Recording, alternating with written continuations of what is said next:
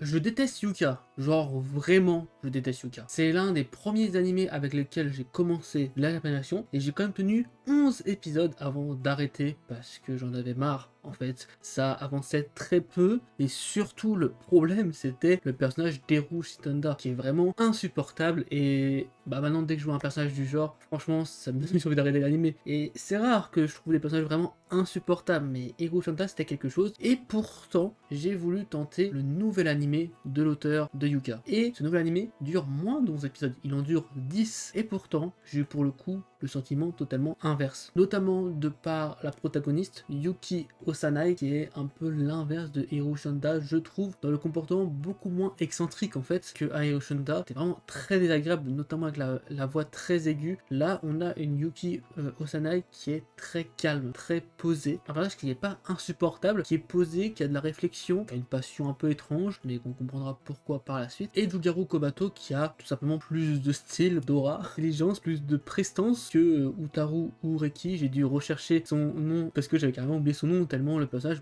m'en rappelle même pas de quoi je l'aimais pas. Je sais que je détestais Hiro Shonda, mais lui il était tellement insipide, j'ai oublié sa tête carrément. Comparé au personnage de Yuka, les personnages de ce nouvel animé sont pour le coup bien plus intéressants. Et ce qui est donc intéressant aussi dans Shosemin, How to Become Ordinary, ou autrement appelé The Petit Bourgeois série, c'est la production. On a un style très cinématographique et c'est le cas de le dire parce qu'il y a carrément les bandes noires façon cinéma pendant toute la série en fait, et c'est très joli, très posé, les décors sont super beaux, les détails sur les expressions sont aussi assez intéressants, et une histoire qui est pour le coup dans le même genre que Yuka, c'est une sorte d'enquête, de mini-enquête basée sur le quotidien de la vie cette fois-ci. Et quand je dis quotidien de la vie, c'est que c'est vraiment le quotidien de la vie. Un épisode concentré sur l'ami de Kobato, Kengo, qui a réussi à donner une tasse chauffée sans utiliser son micro-ondes et sans utiliser d'autres tasses. Enfin, c'est une recherche un peu bizarre parce qu'en fait la solution est assez bête, et ça c'est la grande question de cet épisode qui voilà, s'attarde vraiment sur des détails de la vie que Kobato remarque. Et pourquoi il les remarque? Parce qu'il n'est tout simplement pas ordinaire, à l'image de Ozanai qui est également pas ordinaire. Tous les deux en fait essayent de devenir ordinaire, mais leur passé les rattrape. En fait on apprend que voilà, Kobato c'est un peu un mastermind et qu'en fait il était tellement un mastermind qu'il était un peu arrogant, enfin bref, il avait du mal avec les gens à cause de ça, il a voulu en fait devenir comme les autres, arrêter de penser, arrêter de tout réflexionner, mais il y a des petites choses comme ça qui font qu'en fait il va repartir de plus belle. Et on a du coup Osanai qui elle a un passé un peu sombre, dans le côté un peu violent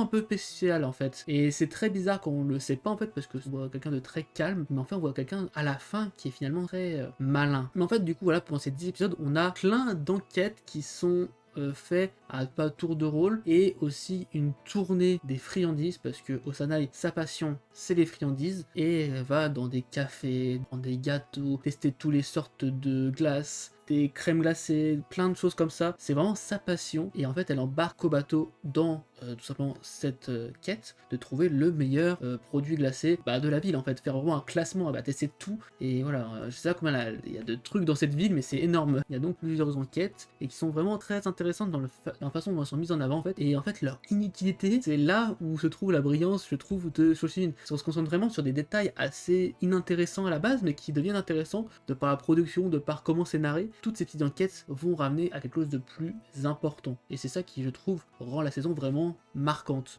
parce qu'on dit peut-être il arrive vraiment à décrire un univers, décrire tout ce qui peut s'y passer, et c'est vraiment très intéressant la façon dont c'est fait. Et voilà, la saison se termine sur certaines choses, et qui fait qu'il va y avoir une saison 2 qui va sortir en janvier, donc j'invite vraiment à tester cet animé même si vous n'avez pas aimé Yuka. Et en fait cet animé me donne presque envie, et j'ai peut-être tenter, je vous dirai si voilà je retente et que mon avis change complètement, genre ferai une vidéo, mais en tout cas je vais retester Yuka à partir du début, avec le recul, le nombre d'animés que j'ai vu entre temps qui a peut-être fait évoluer ma personnalité on va dire. D'ailleurs Monogatari par exemple j'avais vu un épisode puis après j'avais arrêté, et finalement quand j'ai repris c'est devenu un des meilleurs animés, et c'est m'arrivé pour quelques animés comme ça. Bon il y en a certains j'ai retenté c'était vraiment très nul, mais évidemment tout le monde change, tout le monde évolue, et Shoshimin ça me donne envie de retester Yuka qui est pour moi actuellement mon pire animé que j'ai vu, et que voilà j'ai continué quand même tu vois, parce que j'ai quand même vu 11 épisodes, donc 11 épisodes c'est beaucoup, c'est une saison quasiment. Là il y avait 22 épisodes pour Yuka, j'en ai vu 11 et j'ai vraiment pas aimé, mais je me dis peut-être retenter. Voilà, avec le recul, je pense que je testerai un épisode parce que à voir avec